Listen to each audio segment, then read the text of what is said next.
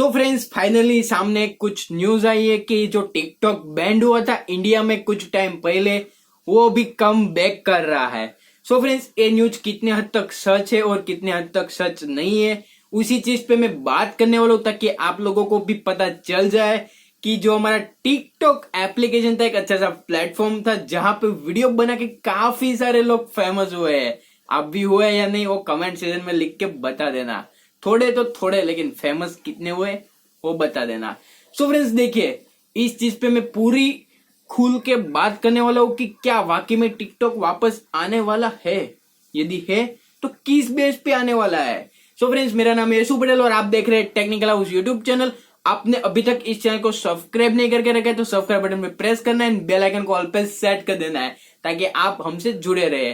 So friends, देखिए, एक चीज है कि टिकटॉक एप्लीकेशन एक ऐसा प्लेटफॉर्म था जहां पे इंटरटेनमेंट होता था, लेकिन जब से टिकटॉक बैंड हुआ है और इंस्टाग्राम ने रील्स अपलोड किया है, तो मुझे एक चीज काफी इफेक्टिव दिखने को मिली है कि जो इंटरटेनमेंट था उन्हीं के साथ रील्स पे एटू सर यानी कि अरविंद अरोरा सर ने एक ऐसा प्लेटफॉर्म बना दिया अपना कि उनको काफी सारे लोग फॉलो करके अपने motivation videos with knowledgeable videos upload करने लगे, जो कि ऐसा टिकटॉक पे नहीं होता था।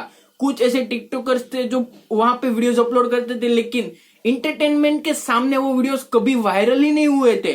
लेकिन एटू सर ने जैसे ही रील्स अपलोड जैसे ही अपडेट हुआ, इंस्टाग्राम रील्स आया प्लेटफॉर्म, तो एटू सर ने इतना भार दे दिया उस चीज पे कि यार काफी सारे लोग इस चीज को बना रहे हैं। हालांकि हम भी बना रहे हैं। आपने यदि फॉलो नहीं किया टीएस चैनल को तो प्लीज टीएस शॉर्ट्स चैनल को भी फॉलो कर लेना, सब्सक्राइब कर लेना।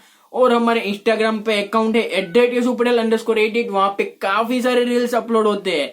एंटरटेनमेंट के साथ साथ नॉलेज भी हम प्रोवाइड करते हैं। सो जाएगा, फॉलो कर लीजिएगा।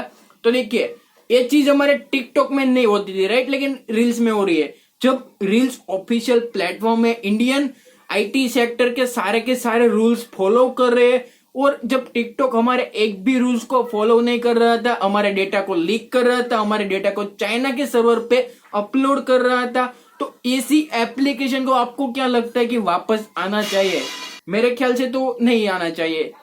लेकिन फिर भी अभी एक न्यूज सामने है कि टिकटॉक ने आईटी सेंटर, हमारे इंडिया के आईटी सेक्टर से बात की और ऐसा बोला है कि हम हमारे आपके जितने भी रूल्स है यानी कि इंडियन आईटी सेक्टर के वो फॉलो करने के लिए रेडी है। विथ हमारा जो सर्वर रहेगा टिकटॉक का, वो हमारे चाइना में नहीं बल्कि कोई कोरिया में कहीं नहीं, बल्कि हमारे इंडिया में रखे जाने वाले हैं फ्रेंड्स। लेकिन क्या आपको लगता है कि हमारी इंडियन गवर्नमेंट इसके लिए अलाउ करेगी? आई होप नो, बिकॉज इतनी बड़े प्लेटफॉर्म वापस आ गया, लेकिन उसके जो अंदर डेटा है वो भी अभी चाइना के सर्वर पर स्टोर है। यदि उसको भी ट्रांसफर कर लेते हैं तो हमें कुछ ना कुछ एक्सेस चाइना वाले को देना पड़ेगा, क्योंकि उस सर्वर पे सिर्फ हमारा डेटा नहीं है बल्कि चाइना के टिकटॉकर जितने भी थे उनके भी डेटा है।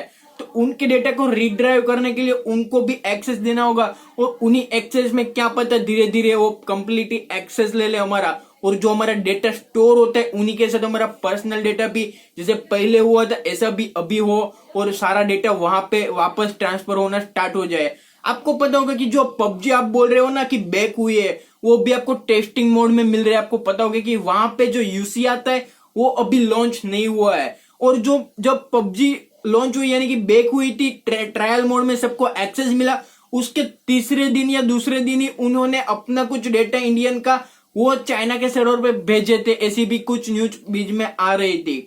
सो फ्रेंड्स, वो न्यूज कितने हद तक सच थी गलत थी वो तो आप जानते ही हो। लेकिन यदि कोई ऐसी कमबैक करती है, अदर कंट्रीज की एप्स और इस तरह से सर्वर ट्रांसफर कर लेती है, या हमारे डेटा को किसी और कंट्री के सर्वर पे भेज देती है, तो हमारे लिए काफी खतरा मंडरा रहा है। क्योंकि आपको पता है कि पबजी जो मोबाइल है वो कंप्लीट इंडिया के लिए ही बनी है, बैटल ग्राउंड इंडिया मोबाइल है, राइट।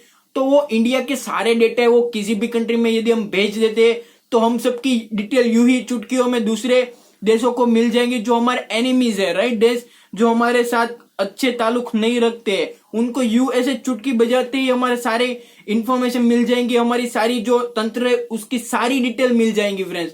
तो आप सोचना कि पबजी, टिकटॉक, इन सारी ऐप को क्या वापस बैक होना चाहिए था या नहीं?